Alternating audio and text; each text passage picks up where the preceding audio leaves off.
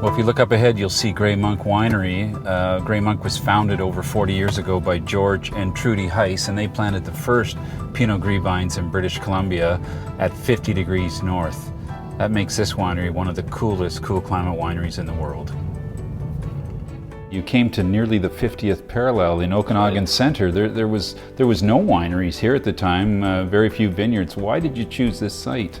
It was actually Trudy's father. My father found it, yes. And he phoned us in Edmonton and said, "Look, this corner is for sale. It's a beautiful exposure and everything." And says, "Come on down and have a look at it." And what was growing here at the time? It was all orchard. We felt the peaches were growing here, and they never froze out on this side of the hill, whereas in Winfield they did. And we felt that the lake was our moderating friend, yeah. You know, and of course the view is phenomenal. Yeah. So. George, you're the original importer of Pinot Gris into Canada. It's now the #1 selling or planted white variety in British Columbia. Why did you choose Pinot Gris back in 40 years ago? I liked it in Austria. You like the taste? I liked flavor? the flavor of the wine. Yeah. Didn't know how to grow it, but I had to learn that. But I certainly liked the wine. Once you got the winery started, you actually chose the Pinot Gris, or the Austrian name, which is Gray Monk. Gray Monk. Yeah.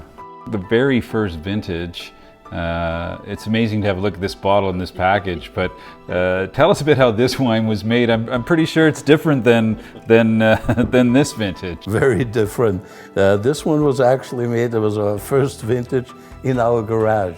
You're famous for Pinot Gris at Gray Monk, but you have many other varieties and big fans of them. What are some of the grapes that people just won't let you stop growing? Siegerrebe, Ehrenfelser, Rotberger, Kerner. Well, over the years you got some help from the Department of Agriculture in BC. What did they tell you about this site? Well, they came and said they didn't think these varieties would grow here.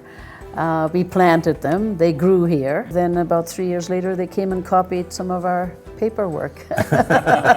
But they're so expressive of, I think, of British Columbia now. When you taste that style of wine, it reminds me right away, which I think is, that's necessary. And of course, not putting whites in oak because they're so aromatic and that people can tell the difference. Yes. And with our cuisine on the coast in BC, the whites just do so well. It's probably the best salmon wine you can get. Yeah. For our Pacific salmon. Yeah, it's been a decade now since you've been making red wine in a big way, and it's been well accepted by your customers as well. Yeah. From the same sites here? Most of it is from down south.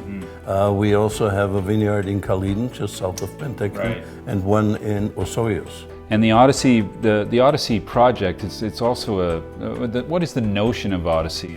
Well, it's like what everybody else calls the family reserve or so. Small lots. Small lots, top tier. Yeah. And today production is roughly, it's about 60% white and 40% red, and some growing sparkling wine. Yes. Yeah. It swings a little bit, but we've never been really following the trends that much because they always seem to come back to the same. Gray Monk never following the trends, but always in business and always loved by their customers.